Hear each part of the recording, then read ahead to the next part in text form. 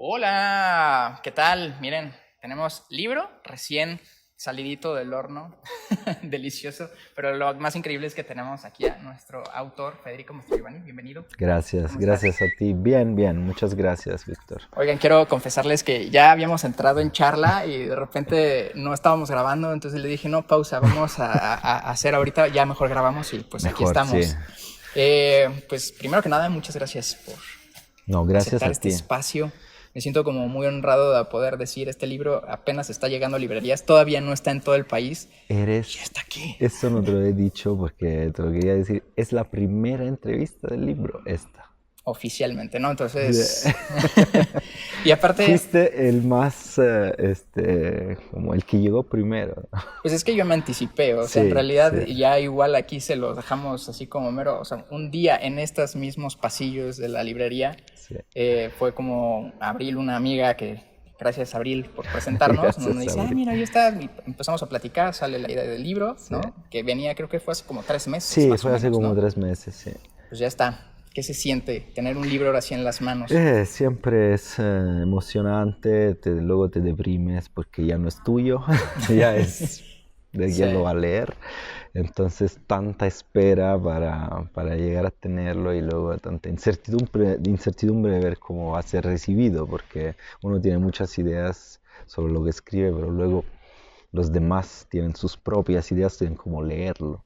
Claro. Entonces, tengo mucha curiosidad de ver cómo es recibido. Suena que aparte estás describiendo la historia misma de lo que sucede en este libro porque hay tantas formas en que se puede abordar el Exacto. tema de Ayotzinapa y creo que yo quiero empezar con eso, Ujú. confesando que han pasado o están a punto de pasar 10 años ya de este suceso que creo que se va a quedar marcado para la posteridad como cualquier otra cosa que desafortunadamente parece que estamos dando vueltas en ciclos, ¿no? O Ujú. sea, de pronto hace 2 años, no es cierto, 3 años que platicaba, fueron 50 años del halconazo, o ya pasaron tantos años del 68 y de pronto es, en algunos años más, las generaciones cada vez van a estar más lejanas de lo que Sí, fue Ayotzinapa, ¿no? Yo era un universitario, entonces evidentemente eran jóvenes que en su momento tenían o tendrían mi edad así, ahora, ¿no? así es. Entonces, sí, de pronto como que resulta choqueante cómo es que te puedes acercar a un tema, ¿no? O sea, creo que esa es la pregunta inicial, ¿no? Sí. ¿Cómo te acercas a un tema que es tan delicado, del que ya se ha dicho tanto, de que ya hay un documental que incluso hasta por ahí produjo Guillermo del Toro, que se ha dicho tanto, pero al mismo tiempo no se ha resuelto nada? Entonces, ¿cómo es la semillita inicial para que te acerques a este tema que de por sí no es tan ajeno para ti? Bueno, surge de unas pláticas con mi editor, que fue el editor de Ni vivos ni muertos, mi primer libro de 2014 con la editorial Grijalbo, y con él estábamos hablando de la oportunidad de, digamos, hacer como un corte precisamente a 10 años de este acontecimiento. Dado que en 2014 yo había publicado este libro sobre desapariciones forzadas, que además salió antes, su primera edición sale antes de los acontecimientos de Iguala, salió en mayo, y yo llevaba años trabajando sobre el tema de la desaparición forzada en un momento en el cual todavía no era, digamos, un tema central en la agenda periodística, por lo menos, en el debate público. De hecho, Ayotzinapa lo vuelve un tema, lo mete al centro de la agenda, pero en los años anteriores, incluso hasta días antes, el centro de la agenda mediática era el narco, la guerra del narco. Entonces estábamos, digamos, entre lo que había dejado el gobierno de Felipe Calderón y cómo se estaba manejando, digamos, los primeros 2 años del gobierno de Enrique Peña Nieto. Entonces, la agenda periodística era otra. 10 años después, estamos conscientes de que la desaparición forzada es algo que no se acabó No. durante la que se conoce como Guerra Sucia, que siguió dándose y que sigue hoy hasta la fecha teniendo consecuencias muy graves en este país, y no solo en este país, porque aquí desafortunadamente hay muchos otros lugares donde se da esta práctica, pero aquí es donde estamos, donde vivimos, donde trabajamos, y donde esta práctica es muy, todavía sigue siendo muy presente. Entonces la idea era ¿Qué se puede decir? Esta era la pregunta, la que tú me hiciste, era lo Sí. que estábamos platicando, mi editor y yo. ¿Qué se puede decir? Se ha dicho mucho y se han dicho cosas verificadas y no verificadas, se han dicho cosas más o menos correctas, oportunas, precisas, justas, injustas. O sea, se ha hablado muchísimo. Entonces, mi idea fue a partir de esto, o sea, en estos años yo he trabajado mucho el tema de la mitología, de la construcción discursiva en mi trabajo, en los medios, en las producciones culturales, en la televisión, en el cine, en la literatura. Entonces, le pregunté si le parecía una buena idea tratar de razonar sobre no tanto sobre el evento, en términos de investigación periodística, porque te habrás dado cuenta que no sale a la Sí. luz prácticamente nada nuevo en este libro, en términos de, digamos, nuevos descubrimientos. Sí. Vaya. Pero a lo mejor sí aporta en términos de reflexión sobre lo que ha significado para todos nosotros este acontecimiento, cómo ha influenciado los medios y la sociedad este acontecimiento y cómo ha sido a su vez influenciado de, digamos, de alguna forma, no en términos de fácticos, pero en términos culturales o de presencia por parte de la sociedad misma y de los medios mismos también. Entonces hay como una influencia recíproca en la que estamos inscritos. Entonces mi idea era tratar de ver varias dimensiones posibles sobre un acontecimiento que yo creo que sí ha tenido una gran influencia. No sé decir si dentro de 50 años se va a recordar, si dentro de 50 años ya no existirá más esta práctica, y yo espero que ya no exista más, Esperemos. pero podría ser que siga existiendo. Entonces no sabemos qué va a Sí. pasar, de qué tanto va a quedar este acontecimiento en la cultura cuando se acabe la memoria de los que estábamos, porque tú Sí. empiezas diciendo, pues yo me acuerdo, tú estabas consciente, tú estabas políticamente activo, yo también, estábamos en esta sociedad y lo recordamos. A mí sobre todo lo que me llama mucho la atención es cómo un suceso de tantos años, ¿no? Cuando lo decía el 68, que nos ha marcado, curiosamente puede ser una semillita porque a partir de ese hecho que los jóvenes iban a tomar el autobús para venir a Ciudad de México a la marcha, ¿no? Vuelve a suceder una catástrofe del mismo nivel de violencia, ¿no? Entonces, a mí me gustaría soñar en ese mundo utópico en donde realmente este tipo de prácticas, sobre todo de los grupos fácticos, desaparecieran, pero pareciera que es más un sueño que otra cosa, ¿no? Entonces, a mí lo que me parece muy interesante, y ahorita ya que lo dices, como esta parte de las reflexiones, creo que algo que en particular en este medio, en Relatos a Granel, siempre que hablamos del relato y como de las historias, ¿no? Ya sean de ficción o no de ficción, es como esta parte de poder comprender el mundo más allá de lo que tenemos cerca, ¿no? Y a mí me parece que en este libro en particular eso se resume, es como si de pronto fueran como un hermano mayor de lo que yo he pretendido hacer durante todos estos años, porque de pronto aparecen películas como, no sé, El viaje de Chihiro, que yo no lo había visto desde esa perspectiva, ¿no? De la desaparición. Incluso hace tiempo recuerdo por ahí un hilo en Twitter donde alguien explicaba, oye, ¿te has puesto a pensar que las batallas en el desierto también hablan de una desaparición?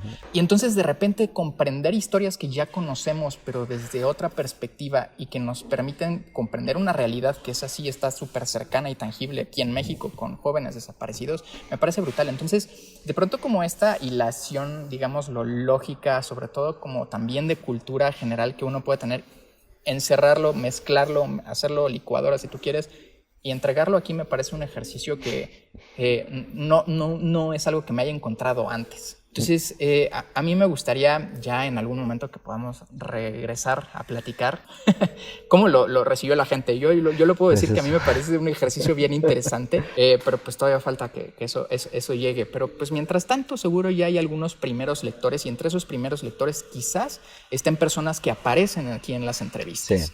Entonces, a mí me gustaría sobre todo como en estas mismas entrevistas, más allá de las historias que ya estaremos, ya ahorita el viaje de Chihiro, pero hay películas que se acaban de estrenar apenas en cartelera, algunas que pueden ver en Netflix y que de pronto sí. creo que complementan muy bien la lectura de este libro, ¿no? Que por muy breve que se sienta, de todas formas creo que uno lo puede acompañar de un buen vinito y de todas formas ver otras cosas. Entonces, volviendo a lo mismo que decía, de las personas que salen en este libro, Ujú. eh, ya ha habido un acercamiento donde les diga, ya terminé este libro, ¿te acuerdas esa vez que platicamos? Ha sucedido esto, o sea, ha comprendido con esto. Incluso hasta las mamás de algunos de los chicos de los 43 aparecen por acá.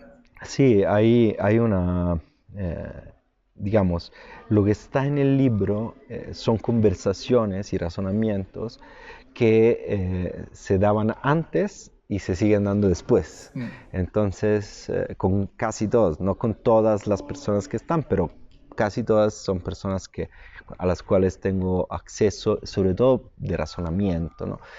Entonces, el tema es que me gustaba la idea de reproducir en un libro lo que pasa en la vida real, que es que nos sentamos, hablamos, razonamos, discutimos, no estamos de acuerdo, nos peleamos y luego, y sobre todo hacemos referencia a cosas que son de todo tipo y seguramente te pasa, a mí me pasa todo el tiempo y a mucha gente, que tú estás hablando de una cosa y se te ocurre otra, ah, claro. pero que de alguna forma tiene que ver.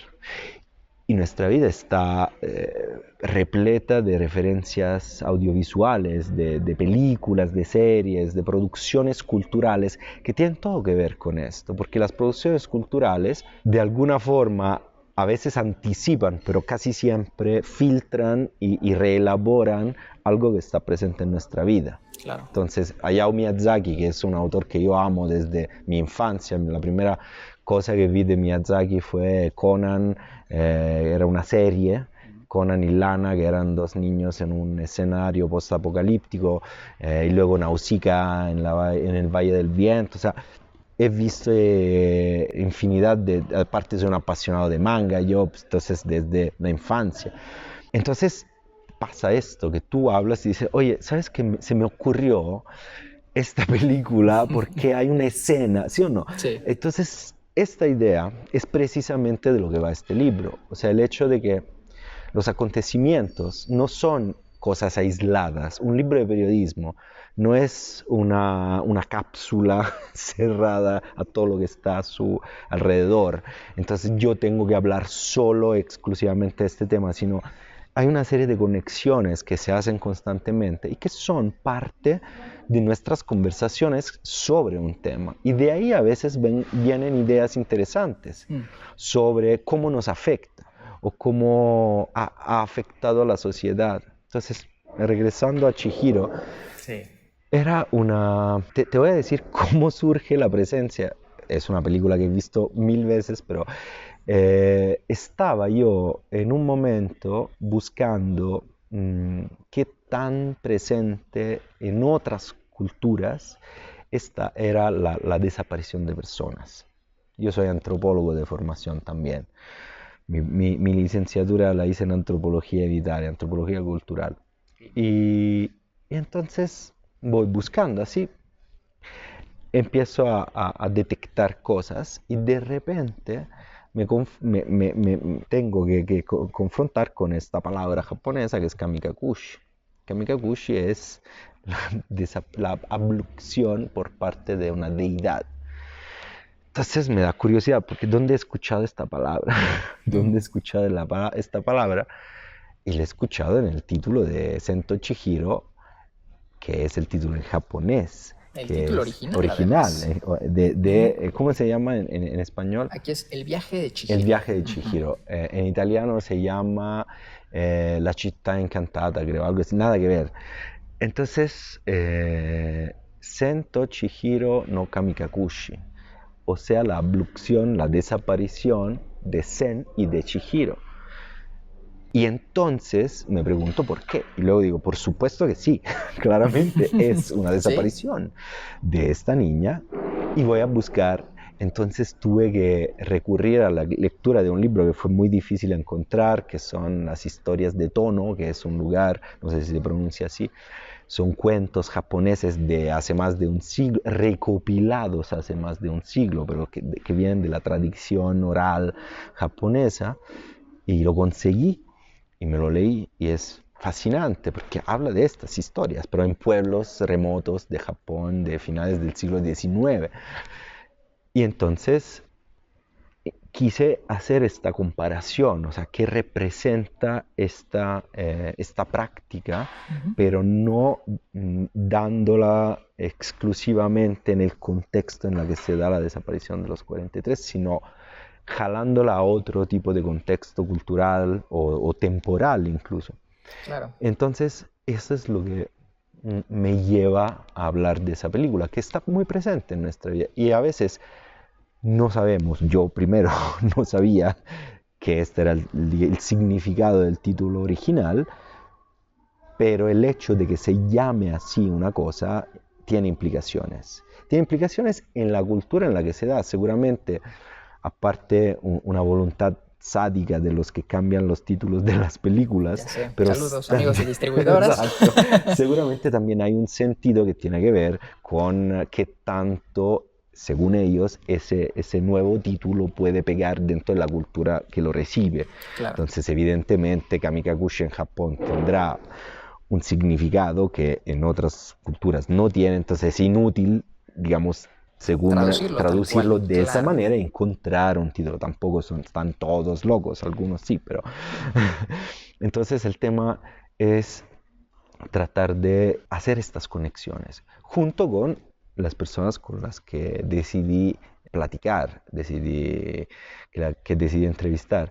Entonces, esto para llegar al punto de los acontecimientos en la vida que nos toca vivir, en el momento que nos toca vivir, pueden tener consecuencias evidentes, visibles, muy claras, pero muchas veces también pueden tener consecuencias que no son conscientes, que están ahí, pero no son visibles a nuestros mismos ojos. Entonces, esta búsqueda también en las producciones culturales va por ahí. Yo veo una película y si no lo razono y no lo platico, a lo mejor no me doy cuenta de las conexiones que genera dentro de mí con otros temas. Entonces, este es un poco este tipo de ejercicio. Es que a mí, yo voy a aprovechar a contarte una anécdota por acá, ¿no? O sea, a mí me parece un ejercicio válido que todo el mundo debería de estar haciendo y que sin embargo no muchos se atreven a hacerlo. Y sobre todo ahorita que por algún momento también a mí me lo detonó, no es algo que particularmente digas en el libro, pero creo que vivimos en un mundo de los extremismos, ¿no? O sea, o son muy malos o son muy buenos, pero no hay un punto medio, no hay escalas de grises y ya no digamos escalas de colores, ¿no? Entonces, ayer estaba lo que decía, ¿no? O sea, me tocó estar dentro de la producción de un documental por el 50 aniversario del Halconazo, ¿no? Ya no recuerdo si lo dije ahorita o lo dije antes de que grabáramos. Pero cuando estaba muy cerca a salir ese documental, que estamos hablando de un suceso de hace 50 años, en una charla con una persona ya mayor, sale que voy a hacer el estreno, viene este documental que estamos trabajando, que son varios meses de trabajo, etcétera. Y tengo muy grabado en mi mente cómo su respuesta fue decir, sí, es que qué bueno que alguien hable de eso. Ojo aquí, qué bueno que alguien hable de eso porque esos muchachos se lo tenían bien merecidos. Tenía que hacer el gobierno algo. Y yo, wow, o sea, ¿qué? Es exactamente contrario a lo que cualquiera podría estar diciendo. Claro. Y estaba hablando de una persona que se define panista, de ultraderecha, que para ella todos los chicos del 71, ya no digamos del 68, eran prácticamente delincuentes, ¿no? Entonces, de pronto, esos discursos que yo diría, es una persona mayor que pues ya está, de pronto a 50 años y con todo lo que hay escrito, con todo lo que se ha documentado, que yo podría decir un documental de 50 años después que se puede estar diciendo, es claramente una persona que no reflexionó, ¿no? Entonces, de pronto, cuando uno se mete en los hilos, sobre todo en Twitter, que creo que es lo más espeluznante hoy en día entrar ahora que él se mosqueó, ¿no? Esos discursos siguen existiendo, Sí, ¿no? sí. Y yo todavía alcanzo a leer ya ahora trayéndolo a colación, ¿no? Hay gente que auténticamente le da el matiz de los muchachos malos, muy malos, Claro. que no eran tan inocentes y es que seguramente en malos pasos andaban, ¿no? Y entonces a mí me parece bien interesante traer esta reflexión como de, ok, o sea, no son tan, no, evidentemente no eran así de malos, pero tampoco es como que sean unos santos inocentes y que tampoco supieran en qué se estaban metiendo. Y ese tipo de entrevistas por ahí cuando sale el malilla, ¿no? O sea, esa pregunta tan clara como de, oye, pues, te podría pasar esto, ¿no? Está el mural aquí atrás, ¿no?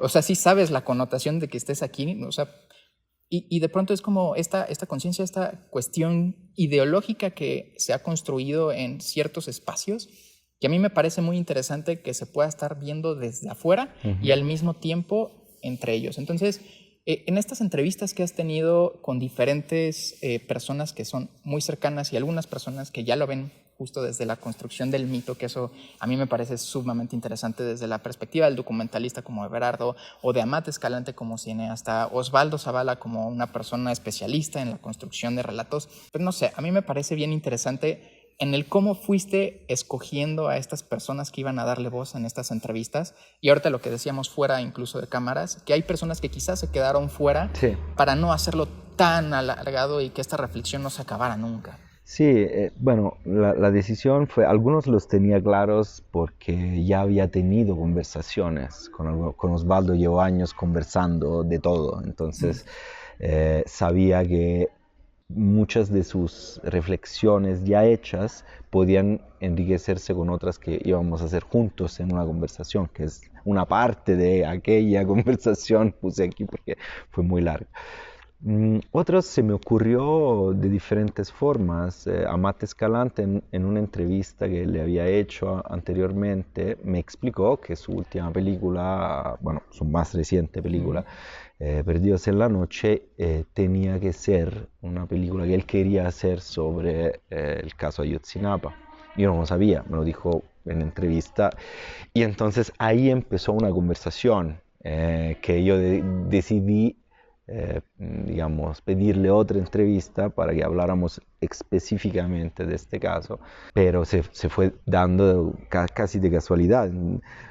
El tema es que tenía mucho material y yo creo que un libro se tiene que empezar y se tiene que acabar. Este es un esfuerzo que se tiene Sí. que hacer como escritores.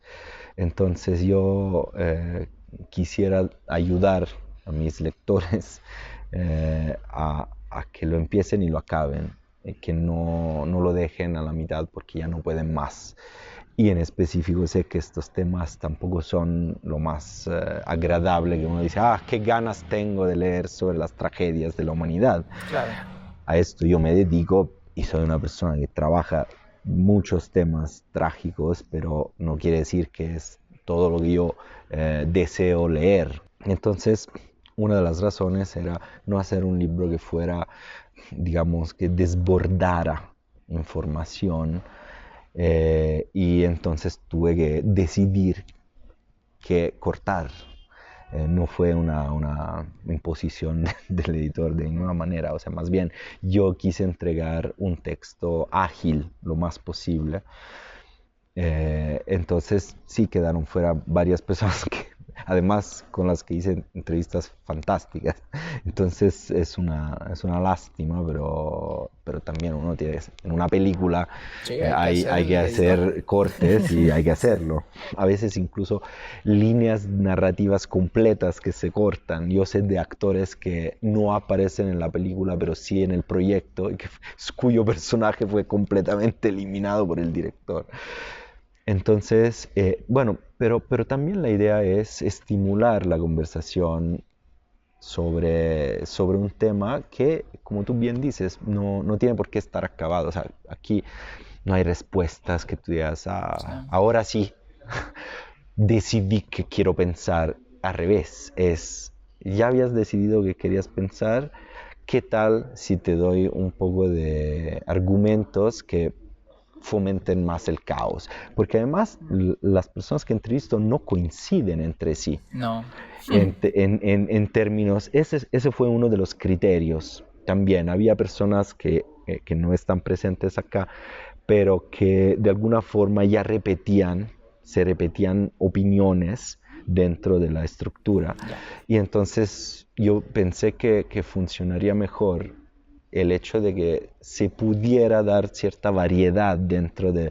Claramente no está nadie que me dice, qué bueno que los desaparecían, porque pues, estéticamente a mí no solo no me interesa, pero hay ya mucho espacio para esta gente. Sí. Entonces yo quiero dar espacio también a voces que no estén tan representadas en el debate público, en los medios de gran alcance, con reflexiones diferentes, ¿no? Entonces, lo que tú mencionabas, yo creo que era importante establecer las razones por las cuales se da la posibilidad de una desaparición forzada de este tamaño y de esta envergadura. ¿Cuáles son las condiciones de posibilidad?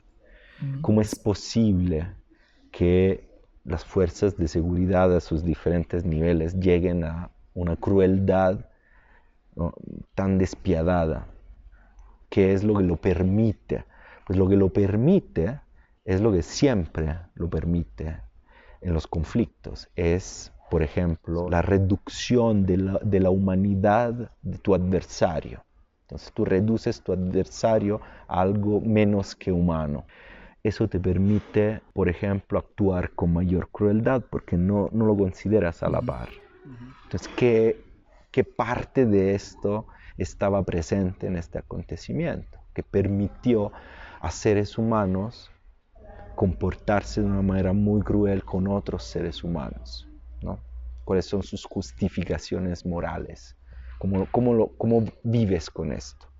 Y esto es sistémico, porque no es un individuo, es un colectivo muy grande, muy amplio de individuos que no son solo los que operaron, sino también los funcionarios de alto nivel, políticos de alto nivel, etcétera, etcétera.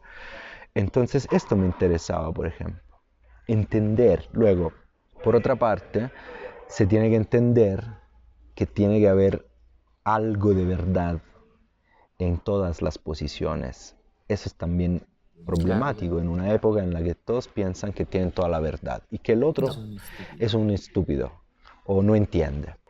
Esto yo no lo creo tanto, yo creo que es más sutil. Hay algo de verdad en lo que dices tú sobre mí y algo de verdad de lo que dice alguien más, aunque no estén de acuerdo.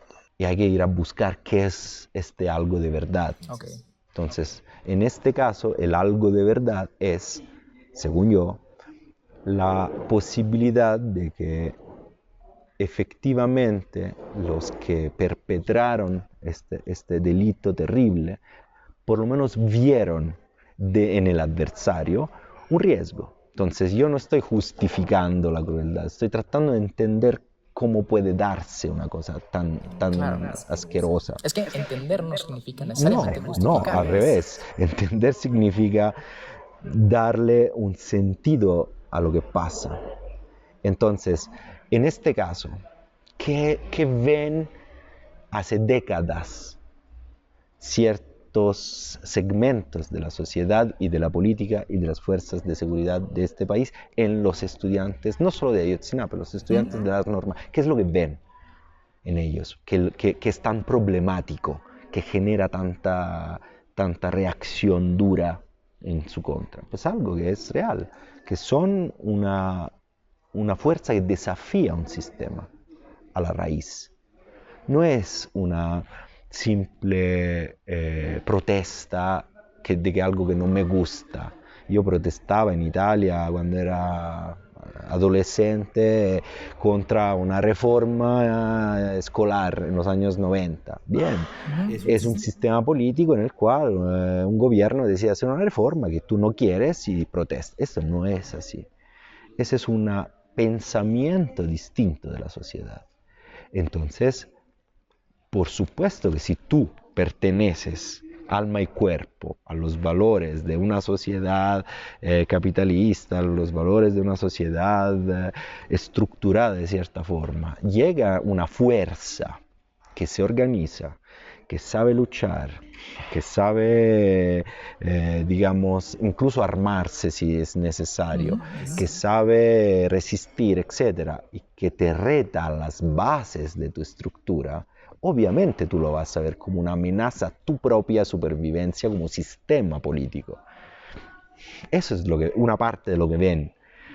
Si tú te sientes tan amenazado, tienes que recurrir, según tus principios, a cierto tipo de reacción. ¿Qué es lo que ha pasado en este país? Si yo no reconozco esta fuerza dentro de los estudiantes de las normales, no les estoy reconociendo su agencia política, su potencia, que es lo que muy posiblemente, porque yo no tengo la certeza que sea así, pero estaba haciendo un análisis, muy posiblemente ha representado durante muchas décadas una amenaza para el poder político de este país. Entonces, ese es el razonamiento que yo creo que es necesario tratar de hacer cada vez. Claro que es complicado, porque es cansado, porque requiere también dejar a un lado tus propias convicciones, por lo menos por un momento. Claro. Para poder tratar de ver dónde está la razón del otro. No la tienes que abrazar, no la tienes que suscribir, pero la tienes que ver, le tienes que reconocer validez. Porque hay gente que vive con otros valores que no son iguales a los míos. Ahora, dentro de mi forma de ver el mundo, puede ser que esos valores son inaceptables. Pero puede ser también lo mismo por parte de la otra persona, que Claro. ve los míos como inaceptables. Y entonces, ¿qué se hace? ¿Cómo se resuelve el conflicto? Y ahí llegamos a lo no dicho de estos tiempos, que son varios conflictos que existen y que simplemente no se pueden borrar y no verlos solo porque no nos gustan. Pues ahí están. ¿Cómo se resuelve un conflicto? A veces se resuelve de manera pacífica y a veces se resuelve de manera violenta. Entonces, ¿qué se hace frente a esto? ¿Y qué tiene que ver todo esto con esta historia, este acontecimiento? Ahora, ¿es tratar de entender quiénes son los buenos y quiénes son los malos? No, no es mi tarea. Es tratar de entender cuáles son estas dinámicas que luego nos involucran como olas, ¿no? Entonces, con mayor o menor fuerza nos involucran. O decidimos que estamos involucrados o no. Pero yo creo que es ahí donde se pierde un poco la facilidad que te da el dividir de manera muy neta entre buenos y malos. Entonces, ¿de qué lado tienes que estar? Pues yo no sé. De entrada, sé cuáles son mis principios. Entonces, por supuesto que en esta historia me siento mucho más cercano a las motivaciones de los estudiantes de Ayotzinapa que a las motivaciones del Estado que los aplasta, evidentemente, por mi historia. Y tampoco estoy diciendo que todo vale todo. Estoy diciendo que es necesario entender y diseccionar nuestras propias visiones y nuestras referencias, que muchas veces son referencias míticas. Entonces necesitamos al héroe, necesitamos al fuerte. Entonces, tratar de hacer un análisis también de nuestras propias convicciones, de cómo se van formando y qué hay apegado a la realidad en ellas y qué hay de inventado en ellas. Porque también nuestras opiniones pues están llenas de falacias, ¿no? Y yo repito, no estoy de ninguna manera renegando mis propios valores políticos, absolutamente, pero estoy diciendo que si hay que intentar, en algún momento hay que intentar hacer un trabajo de honestidad intelectual y tratar de ver qué es lo que está pasando acá. Y yo creo que al final de este ejercicio, para mí, que escribí el libro, reforcé algunas convicciones incluso, o sea, me hice más radical. Y otras tuve que reconocer que no eran tan sustentadas. Ya. Entonces, este es mi propio proceso. Pero creo que eso es interesante porque en general cualquier persona que tenga un ejercicio discursivo en su vida se va a ir transformando, ¿no? Sí. O sea, seguro el Federico de hace 10 años no es el Federico que está hablando hoy conmigo Claro. frente a 2 cámaras y seguramente no vas a ser el mismo dentro de otros 10 años, ¿no? Por supuesto. O sea, aquí más bien lo interesante es ver cómo nosotros vamos absorbiendo algunas cosas de nuestro entorno para poder tener una congruencia entre lo que decimos y entre lo que hacemos. Exacto. Que a mí eso me parece bien interesante también en algún momento, como actores políticos, ¿no? O sea, se han apropiado de este mismo suceso y han ido transformándose a lo largo de los años y sus razones tendrán, ¿no? Que irónicamente a mí también me parece algo reflexivo bien interesante, justamente desde el enemigo es el Estado, ¿no? Y de repente este ejercicio como de, bueno, pero nosotros también somos parte del Estado, ¿no? Entonces, si el Estado es el malo, entonces también yo soy parte de los malos, ¿o qué tan malo quiero ser, ¿no? Y hasta dónde estoy comprometido a arriesgar cosas que en futuro puedan ser benéficas para mis ideales, aunque esté sacrificando otras tantas, ¿no? Y eso creo que ya suena bien abstracto, pero cuando lo estén leyendo tal vez me puedan comprender cuando lo vean, porque yo espero también justo esta charla no nada más es como, que nos resuma Federico No. que está hablando, más bien es como, de verdad esto es una invitación a ustedes a que también dejen aquí en los comentarios si ya lo leyeron, si no, si alguno de las cosas que estamos diciendo aquí les hace sentido, pero a mí sobre todo es eso, ¿no? Esta parte de leer un texto, como lo decía bien al principio, que no solamente habla con foco de un problema, sino que está dándole vueltas para ver desde dónde se pueda estar narrando mejor. Y ni siquiera lo narra, más bien es como le está dando vueltas al asunto. Creo que eso es algo bien interesante. Entonces, pues ya nada más para irle dando vuelta a esta charla que ha sido muy amena y que te agradezco muchísimo. Pues a mí sobre todo me gustaría que nos contaras esta situación del Federico que empezó a hacer un trabajo antes de Ayotzinapa y que ha sido acompañado durante varias cosas de desaparición de muchas personas a lo largo de tus investigaciones como periodista y demás. Sí, yo sí apostaría a preguntarte como ese mundo utópico que te imaginas, en donde esos conflictos que existen por ahí, que están a nuestros alrededores, digo, yo sé que es muy mágico el pensamiento tal vez, pero ¿cómo sería mejor? ¿Cómo las resoluciones de problemas sin recurrir a la violencia, cómo podría ser un mundo mejor? Yo pienso que, obviamente no tengo la receta, pero creo que creo en el poder de la reflexión propia y de la reflexión en conjunto. O sea, lo que de repente nos parece un callejón sin salida en un conflicto, podría tener alguna esperanza, que no quiere decir la certeza de la resolución, a través de un razonamiento en el cual cada quien estuviera dispuesto a dejar algo en esa mesa de negociación, ¿no? A dejar algo en el sentido de reconocer la dignidad al otro.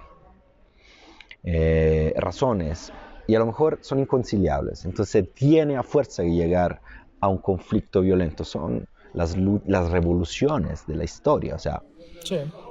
Quería decir que en ese momento esa era la salida que fueron capaces de encontrar estas personas. Es fácil decir, no, yo hubiera hecho diferente, sí, pero si tú no estabas ahí. Entonces es lo mismo también, claro. O sea, que de esto también hablamos con Osvaldo Zavala en este libro, ¿no? Decir, nacer en un contexto o en otro hace toda la diferencia, puede hacer toda la diferencia. Entonces tú y yo podemos encontrarnos a un cierto punto en la vida, pero en algún momento tú tuviste que decidir si tomar las armas para defender tu vida misma o no. ¿Cómo puedo yo juzgar esa decisión? En ese momento consideraste a lo mejor que esa era la única manera de defenderte, porque era o tu vida o tu muerte, ¿no? Entonces, sí. No.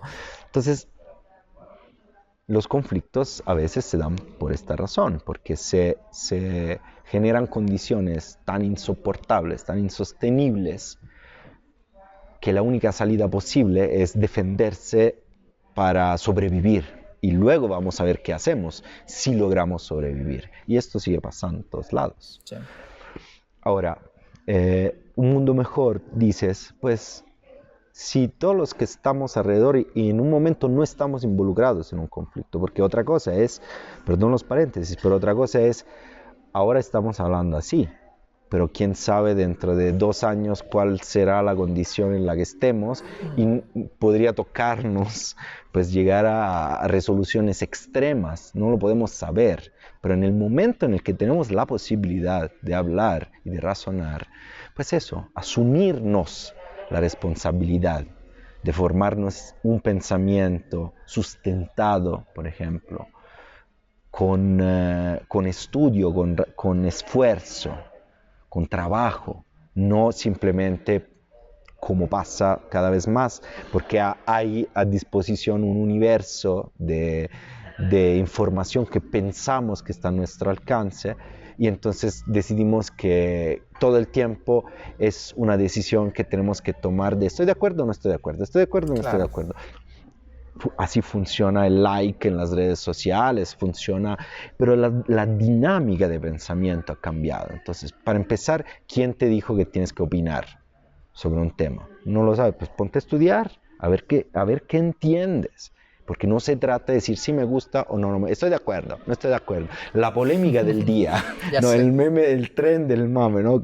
¿De qué se habla hoy? ¿De cuál, de qué soy experto hoy? Pues yo no sé. O sea, la gran parte de las cosas que pasan, yo no tengo ninguna posición, no me siento capacitado para opinar. Ni siquiera de los temas que he estudiado muchas veces. Entonces digo, pues no sé, ¿estás de acuerdo? No sé, dame el tiempo de revisar de qué va la cosa, cuáles son las posturas en juego, de dónde viene esa postura y de dónde esta otra, quién es esta persona que... O sea, hay demasiada dificultad en la vida real. Sí. Que se tiene que reducir a un estoy de acuerdo o no estoy de acuerdo. Y yo me haría la pregunta de, pues, ¿quién te manda a decir si estás de acuerdo? ¿Quién te manda a opinar? ¿Qué necesidad hay? ¿Qué necesidad hay? Cuando yo daba clases de periodismo hace años, veía que muchos de mis estudiantes querían escribir de opinión. O sea, y la opinión es un género periodístico. Sí. Yo llevo 22 años en esta profesión y no he escrito opinión jamás. En los últimos 2 años he escrito mini columnas y me rehusé de escribir opinión porque no me siento capacitado de opinar como una columna de opinión. Claro. Pero todos quieren opinar. Ahora, por supuesto que todos opinamos al final también. Aquí hay opinión, evidentemente. La llamo reflexión, pero también son opiniones. Pero son opiniones todo el tiempo abiertas a una duda profunda, que es la de no saber qué onda con una palabra definitiva sobre un tema. Uh-huh. Yo creo que ahí es donde hay espacio para alejar cada vez más las armas reales y simbólicas y para abrazar el razonamiento. Sobre todo entender al otro, ¿no? Sí. Creo que algo que me quedó muy bonito de esta conversación, ¿no? Es esa parte de comprender al otro, ¿no? O sea, cuando no se le conoce, cuando no se le entiende, ¿no? Es más complicado empatizar, ¿no? Entonces, para mí esa es una palabra tan poderosa porque en realidad todo se cierne a ¿hay empatía o no? ¿Empatizamos con la causa de los estudiantes o no? ¿No? Pero tal vez si no lo hacemos es porque no los comprendemos, porque no sabemos quiénes somos, porque leímos por ahí que tal vez estaban metidos con el narco. Pero ojo, porque justo sobre esto razona Osvaldo Zavala cuando dice, en Estados Unidos hay gente que dice que apoya la causa de los estudiantes de Ayotzinapa, pero si supieran realmente de qué se trata esto, jamás lo harían. Jamás la apoyarían. Claro, apoyan la mitología de los Claro. estudiantes de Ayotzinapa, pero están luchando para el socialismo, están luchando para un sistema completamente que destruiría el sistema capitalista gringo. Entonces, los que en Estados Unidos creen que apoyan, algunos sí sabrán, la mayor parte yo me imagino que no saben qué es lo que están apoyando realmente. ¿Por qué? Porque simplemente si fuera cierto y si se diera el mundo que quieren los estudiantes de Ayotzinapa, probablemente se acabaría el de ellos. Entonces estás apoyando realmente algo que acaba con todos tus juguetes, con todos tus consumismos, con todos tus individualismo, con todo tu narcisismo. ¿Quién sabe? Entonces también empatizas con lo que imaginas que es una causa y lo imaginas porque se ha construido discursivamente una mitología sobre esa idea. Entonces, también ojo con lo que creemos que estamos empatizando, con lo que estamos empatizando, porque a lo mejor no tiene nada que ver con la realidad. Yo recuerdo mucho el tema del zapatismo en los años 90 en Italia. Recuerdo cuando surgió el zapatismo en el 94, pues tenía conciencia ya. Y en los años siguientes, todos los movimientos que se dieron en Italia, en Europa, dentro de una parte de la izquierda. Y el choque que yo tuve Los ponen de ejemplo. en el 99, cuando llegué a México y empecé a conocer el zapatismo no solo desde México, desde Chiapas, desde los movimientos sociales. Entonces, simplemente era distinto, era muy distinto. Y era distinto también porque había una producción cultural que era obra en gran medida del subcomandante Marcos, como se llamaba en ese momento, que escribía. Y sus textos llegaban y eran la forma consciente de una construcción discursiva que buscaba precisamente apoyo internacional, pero que no era literatura. Y no coincide con la realidad, además porque si venía a contarnos a los italianos huérfanos del Partido Comunista, algunos, yo nunca me sentí huérfano del Partido Comunista, pero de esta potencia ideológica, digamos, que buscaban un mito al cual agarrarse y tenían como respuesta una genialidad. Efectivamente, la producción literaria, político-literaria de esos años del subcomandante Marcos es genial. Yo la analicé, iba a hacer mi tesis de licenciado, luego cambié de tema porque mi profesor no quiso, pero me estudié durante años esto. Si él nos hubiera contado problemas incluso técnicos, jurídicos, de las comunidades que se habían levantado, no nos iban a tocar. Para poder empatizar, alguien tiene que hacerme sentir que me involucra de alguna manera. Y él lo logró, pero no es el único. O sea, hubo muchos ejemplos, hay muchos ejemplos, pero lo que quiero decir es que empatizar implica que yo sienta que me conecto con algo, que yo padezco, pathos, el verbo de donde viene empatía, pero también simpatía. Simpatía es padecer juntos, sympathos, pero el tema es que me tiene que tocar tiene que tocar alguna de mis fibras, o alguno de mis problemas que siento que tienes tú también. Entonces, conforme yo que produzco la mitología, logro que estos puntos vayan a tocar un público más diverso, pues tendré un mayor apoyo, que es lo que pasa aquí también. Los pobres estudiantes que sueñan con ser maestros, eso es parte no es que no es real, es parte de la realidad. Pero tiene también otras partes de la realidad que no se están contando en esa mitología, que a lo mejor generaría un rechazo por parte de alguien ajeno a estas luchas en México, que dice, no, ¿cómo? Yo voy a tener que apoyar a alguien que está recibiendo una formación casi militar en contra del capitalismo. Pues no, ojo, espérate. Sí. O sea, mientras son estudiantes bonitos, buenos, pobrecitos, con las chanclas en lugar que los zapatos, yo me siento que lo voy a apoyar, porque soy bueno yo también. Ahí es donde me Claro. toca. Yo soy bueno, él es bueno, él es pobre, yo lo puedo ayudar y entonces lo voy a hacer. Ah, pero si ese pobre, guarachudo y que quiere ser maestro, es también un cabrón, porque son cabrones, y es también capaz de luchar y es también capaz de hacer cosas feas, entonces yo como me voy a sentir bueno ayudándolo. A lo mejor él no es tan bueno, que es lo que pasa también con otra historia que nos cuenta Nadine Reyes más adelante. Entonces, ojo también, y sobre esto va también el libro, reflexionar sobre qué es lo que nos conmueve, lo que nos mueve a la acción, o cuando alguien te dice, no sé, el otro día estaba en la calle y estaba un muchacho que vive en el barrio, lo conozco, Ok, ok. y vive en la calle y me pide dinero. Yo le doy 20 pesos, le digo, güey, ya, todos los días me estás pidiendo dinero. Y dice, sí, sí, sí, pero me voy, no sé, me voy a comprar no sé qué, como convenciéndome de que iba a comprarse algo para su bien. Le digo, mira, a mí no me interesa qué es lo que haces con el dinero. Es el dinero, si yo te lo estoy dando, ya es tuyo. Tú haces lo que tú Claro. quieres.